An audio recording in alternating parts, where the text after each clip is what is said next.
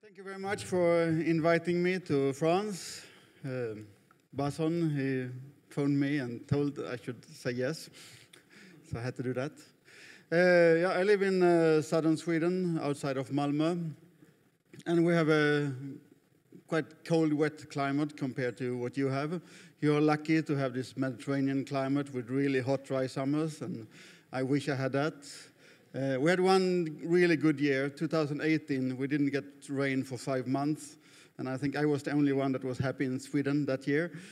But I really love the plants from the steppe and the Mediterranean area, and as dry as possible, and I try to grow them in southern Sweden. In nature, they are all adapted to a lot of stress with the drought, and I can't give them the drought, but I can give them really poor conditions. So all the plants I grow in just pure sand or gravel or concrete with no organic material. I never fertilize, I never water anything. I just try to make it as bad as possible and use plant that likes it.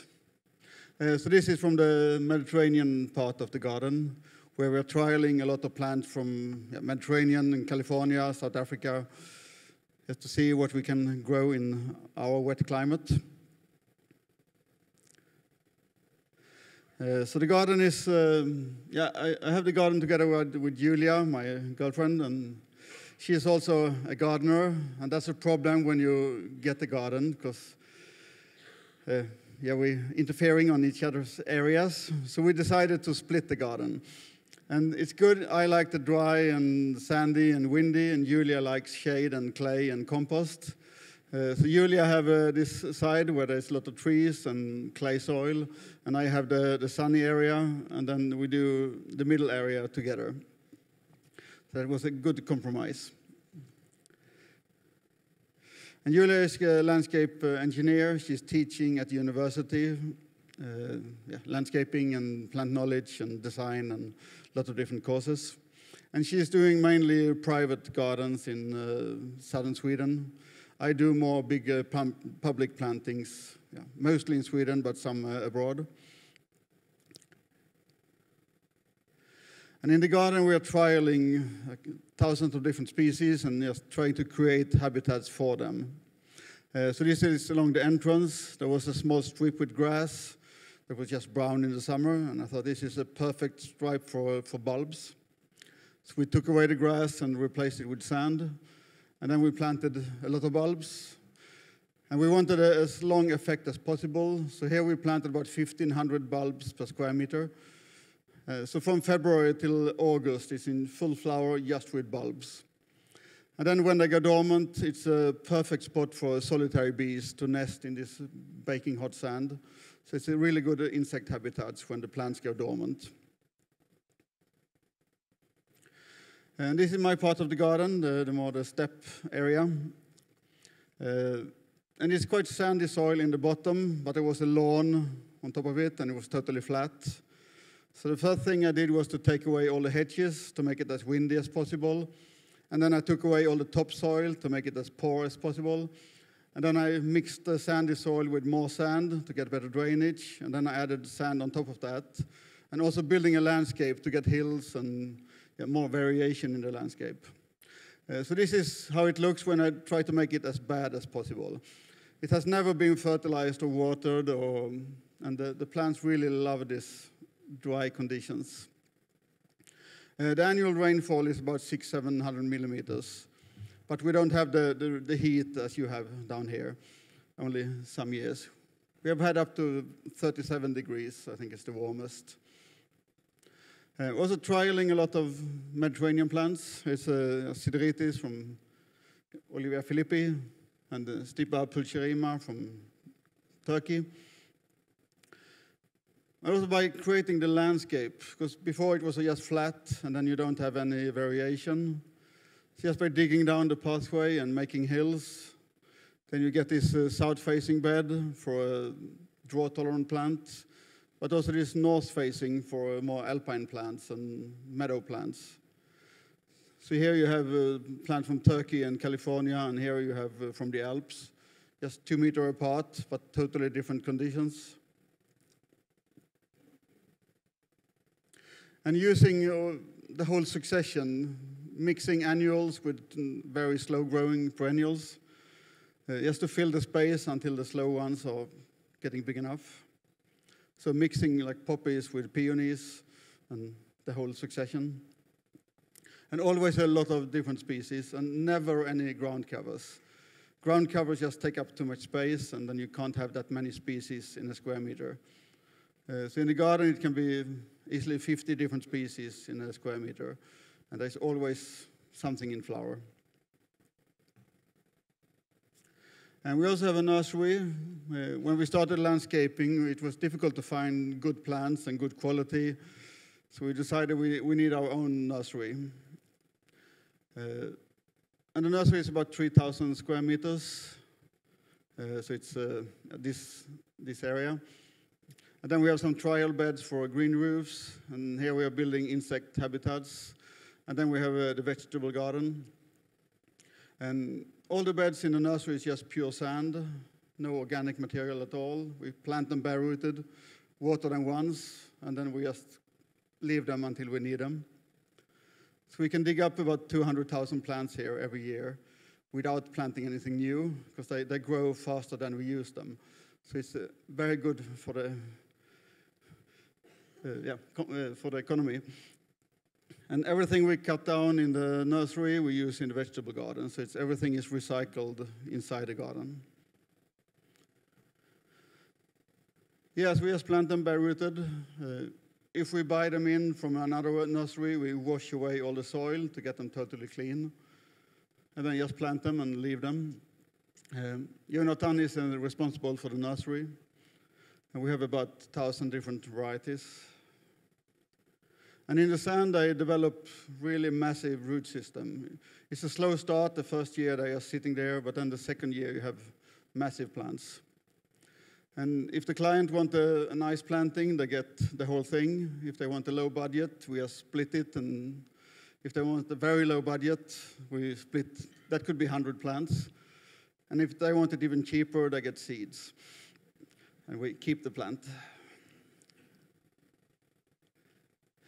And we do the plantings. In Sweden, it's too cold in the winter. Sometimes you can plant, but not every year. But from early March, sometime February till November, we do plantings. And this is in July. We're doing a playground in London. So we're just digging up all the plants, putting them in plastic bags, and then into the car. So the carbon footprint is very low. My record is 25,000 plants in my Sharan. So the transport is very easy, and there is no plastic pots that you have to throw away afterwards. And the plastic bags we are recycling many times. And you can see they're in full flower in July. Just put them in a bag, no soil or anything, spray some water on them. And they can be there for 2 weeks. And then we just plant them. So it's much easier than bringing all these big trucks with trolleys and pots. We're also trialing other substrates. So in this bed is crushed bricks, and we have crushed concrete, and it works as fine. I think the concrete, there's almost too much minerals in it. The plants are too happy. They grow too much. But also building clay walls for solitary bees, and so always trying to get insect habitats into the plantings. And the nursery was too big. We had too many plants, so I tried to reduce the nursery now. We are taking away about a third of the frames and just building test beds instead and having fun. So I wanted to see what you can do on roofs instead of just sedums. So we did all these tables with different low-weight substrates, and these ones are 10 centimeter thick, and 20, and 15, and 40, and just different thickness and different material. And then just trialing a lot of different species to see what we'll do. We never water them. They get some fertilizer in the spring, but very little. And also to try to make it look good the whole season. So even in the autumn, they get very nice autumn colors when they are stressed on the roofs.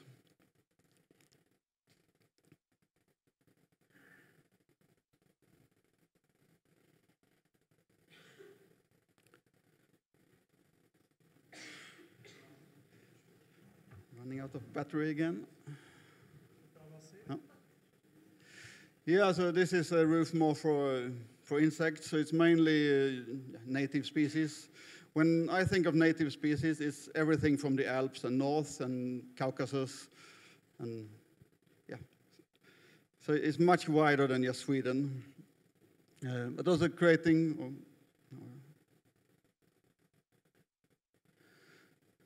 building,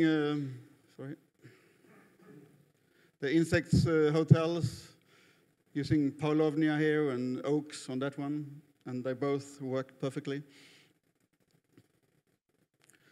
Also to try to get a long season on the roof with a lot of bulbs in the spring.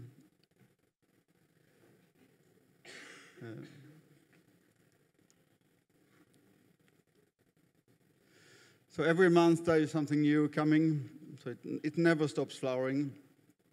And we can see now in Sweden the bumblebees and many insects are waking up too early in the spring, just before the native species starting to flower. So it's really important to add bulbs and things that flowers before the native species. And we also have beehives in the garden, and before we moved in, they had to feed them extra because there was not enough food in the garden. But now it's the best hives we have, and they're producing a lot more honey than all the one we have out in nature, because there's always a lot of food. Yeah, so this is how it looks when we do a planting. We are bringing the bare-rooted plants. I place them on the ground, and then we plant them, water them once.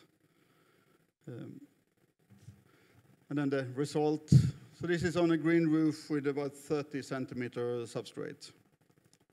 No organic material. We're also doing a lot of green walls together with a company in Stockholm called Butong. We've done 2 in Paris, and so they're working in any climate. It's a concrete wall with holes in it, and then it's a 7 centimeter substrate behind the concrete. So you plant through a hole, and then the root can grow in the whole panel. So every square meter is like a 60-liter pot. So they have a lot of roots. And normally we collect water from the roof and to a tank and recycle that, so we don't have to add any water to it. And you can see here the Sanguisoba hacusanensis growing in a 2.5 centimeter hole, and still to a massive plants. But in the wild, they grow in cliffs in Korea, so this is what they are adapted for.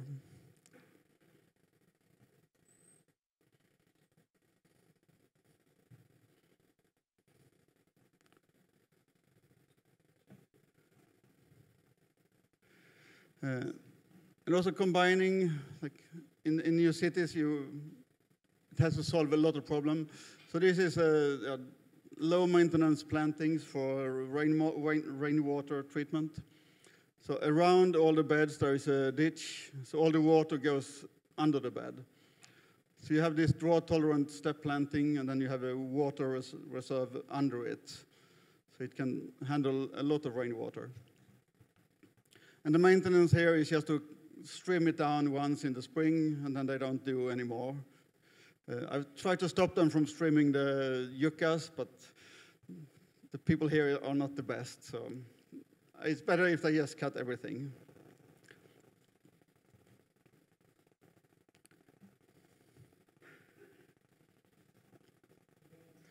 And this is a planting in Malmö. It's close to the coast, so it's very salty and very dry.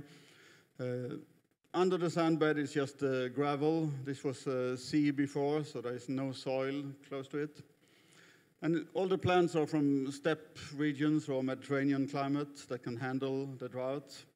The maintenance people love it. They go there and they spend more time looking for the weeds than pulling the weeds. And it just looks better every year. This is after maybe 5 years. And also using a lot of plant that spread with seeds or runners. So if something disappears, it will just heal itself. There's always something filling the gaps. And when dogs and people are walking in it, it's perfect for pioneer plants. They will just take the empty niches.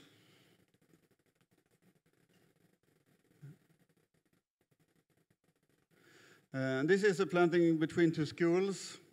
And in the winter, when everything is cut down, the children is just passing over it all the time. Like every break they have, they walk in the bed. And that could be a problem, but it can also be something good. If you just choose the plants that need disturbance, it's perfect that the children are walking on them in the winter. So the whole plant palette is only plants from disturbed areas. They're all pioneer plants, and they need to be stepped on, otherwise they will disappear. So instead of seeing children as a problem, I use them instead of cows to make the disturbance. And the roundabout in outside of Stockholm, very difficult to maintain it, so they cut it down in the winter, and then they weed it twice a year, just taking away the bigger things. And this is after 7, 8 years, and extremely low maintenance. It has never been watered.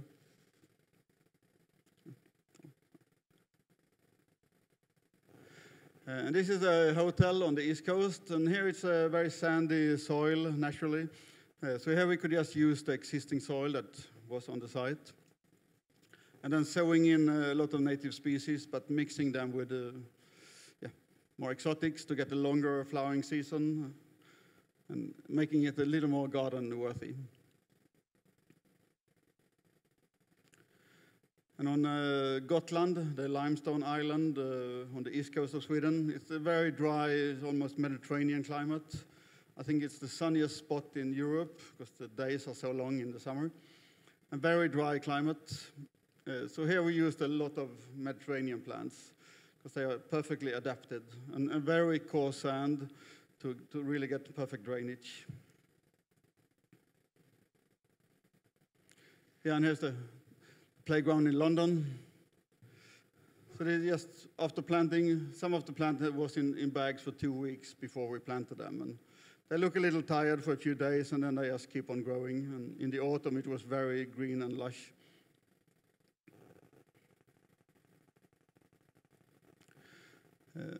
And this is a park outside of Stockholm, in Örebro. So this was when I started. It was just a lawn with quite rich topsoil. So I scraped off all the topsoil, and then we just took the existing soil and mixed it with sand to get better drainage, and built this sunken stone wall. So you can walk down in the landscape and sit close to the plants. And it's about 300 square meters, and we used more than 300 different varieties to get a really long flowering season. And it's changing a lot during the season. In early summer, it's very light colored, and then more dark red and purple in the autumn.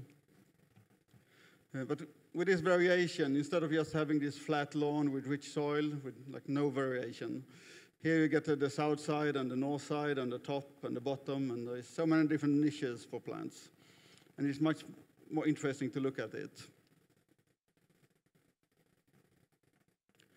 But we're also doing a lot of more like nature restoration, or here it's a sound barrier along the motorway, and they want a high diversity, but it should also be nice for people and no maintenance.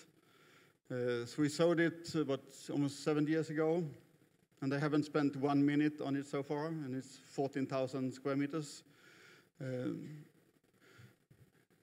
We sowed 62 kilos of seed, 300 species, half native, half not native. But also, we wanted all these empty areas for solitary bees and all the insects. And now we go there every year, and there's a big population of red-listed butterflies, and it's really working as an ecosystem. And it's totally created. Yeah, and this is after 6 years with no maintenance at all. So by creating these really poor conditions, the succession is very slow. If you do it in a wet climate, it will be faster, but in a dry climate, it takes many years before it's like over. And in the end, the grass will come in, and then the trees, and it will turn into forest. But that might be like 30, 40 years.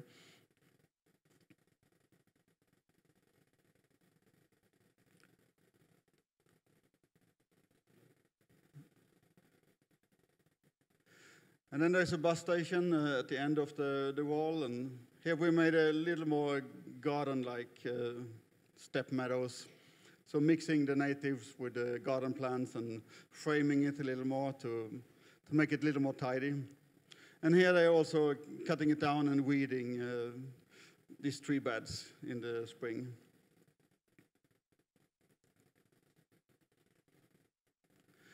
But I really prefer the project where you don't have any budget, when you get like nothing and you have to do a lot with it. So this is a new housing area.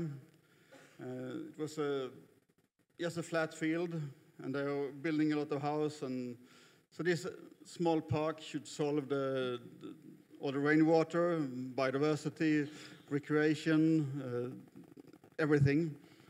And they had a budget with less than 20,000 euros. So I thought the best is to put all the money on the digger, because they can build a landscape. And with the landscape, you can always do something else later. And just in 1 week, instead of the flat field, they made that landscape.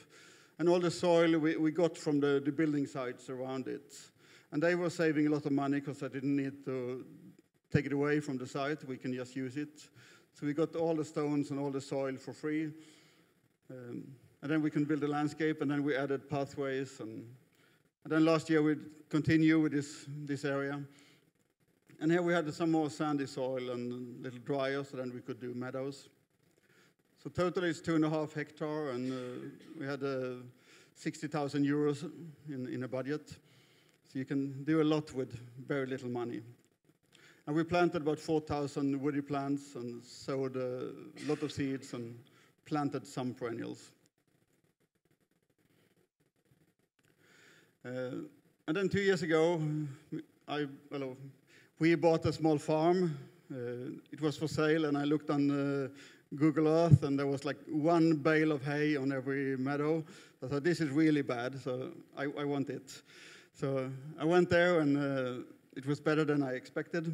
It's a really poor sandy soil, but it had been farmed for hundreds of years, and farming has just flattened out everything, taking away all variations in nature. And so last winter I took a big digger there, a 25-ton digger, and I paid him for 2 weeks just to modeling the landscape, digging big holes and making these vertical walls and scraping off all the topsoil and just creating habitats for insects.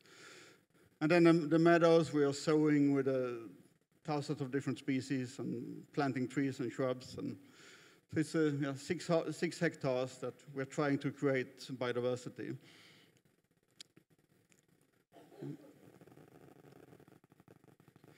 Also maintaining the different meadows. So one of them we are burning, one we are cutting with that machine, or sieving. Here we dig the ravine 3 meters down, and here will just be a forest in the end, so we just leave it. So just see what happens, and we did a survey last year to see what insects are there to start with, and then we will do it again in a few years to see what's happened. So it's a big experiment. Oh, sorry. Yeah, and all the branches we just keep in piles, and also another woodland area. Some areas we are streaming really hard to get bare soil, or just making pathways. Some we cut in the summer, some in the autumn, just to get a variation in the landscape. But then you also need disturbance, and sometimes it's difficult to have cows, but inviting Metallica to the nature reserve, and just 20,000 headbangers. They do the same effect as a herd of buffaloes. So I think you can use people, if you bring them at the right time of the year, the disturbance can be really good. Or just the bicycle tracks, or my butterfly friend Eric, who taking away the moss from a meadow. And don't do this. You see it all the time in cities. There's a project in Malmö. They had this perfect limey, sandy soil. And then they're adding this really rich compost, and they have to cover it because it will be full of weeds directly. So they're really destroying the site instead of using the perfect material that's there. The same here in Malmö, this raised bed with the peaty compost, and then they have this perfect sandy, limey gravel that would be perfect for the plants in these conditions. So stop doing this. But also creating a small insect habitat. It don't have to be messy. And our neighbor took down some trees, so we got the trunks. So we just placed them on the lawn and fill up with sand and sowed it. And this is just a few months after. And it's fun with insects because you can see the result very quickly. Just after a few weeks or a month, they are there. So you're getting quite a lot of red-listed species in the garden, and they're really liking all the different plants. And often they choose a foreign plant before the native they are supposed to go to.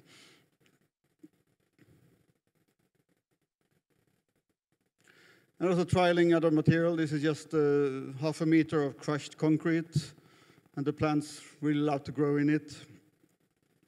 So in the spring with all the bulbs.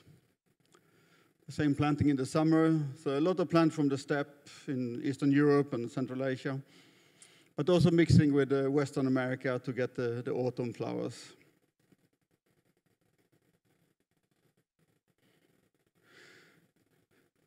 Yeah, we're doing a very naturalistic garden, but it has a lot of structures in it to make it more like a garden. And here was a pond before, and we wanted to do a sunken garden. And normally we do this project in the summer. Julia go away with the kids for a week, and I can work as much as I want. So that's my kind of holiday. The best if it's 30 degrees and really baking hot, then I work best. So we created this spiral. It's 2 meter deep. And here you have all different niches from the flooded area in the bottom, because this pond is connected with the greenhouse, so when it's raining, it fills up, and then it drains out. And then South African plants do best here with some moisture and a lot of heat. And then here is Mediterranean and desert plants, really drought-tolerant alpines on the top, and there's a shade side, and so it's all different niches, and you can grow all kinds of plants. So understanding the plants is the key to everything. If you know your plants, then you can do anything. And don't destroy bad soil with compost and water system. So here we can grow hundreds of different species that shouldn't be able to grow in Sweden. But for the future, I think many of them will be very important for landscaping, especially in cities and heat islands and or problem places. But all these plants, they need really tough conditions. And growing them in pots in nurseries with the compost, that's the worst for them. So you have to change. And on the top, it gets really dry, but perfect for plants from the Mediterranean area.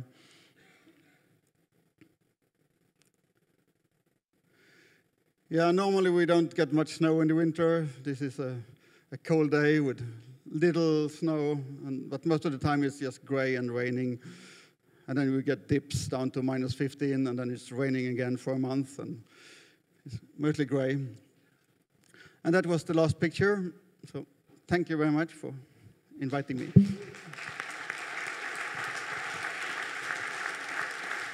Merci Peter.